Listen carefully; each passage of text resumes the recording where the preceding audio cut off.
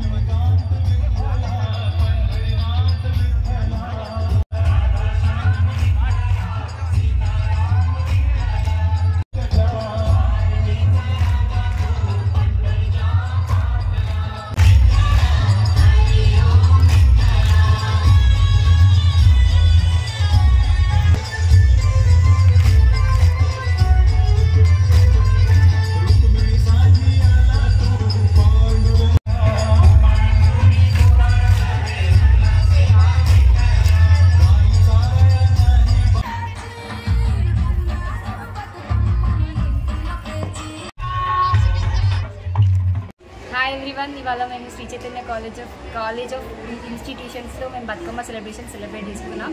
Bathukamma celebrations మాకు నిర్వహించినందుకు రమేష్ రెడ్డి సార్కి చాలా చాలా థ్యాంక్స్.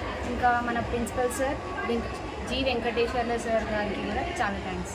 తయారు చేసి మరీ తీసుకొచ్చుకొని డప్పులతోటి అవన్నీ మా క్లాస్ బాయ్స్ అయినా గర్ల్స్ అయినా అందరూ దీనికి హెల్ప్ చేసిండ్రు. ఇంకా హెచ్ఓడీస్ అయితే చాలా సపోర్ట్ చేసిండ్రు.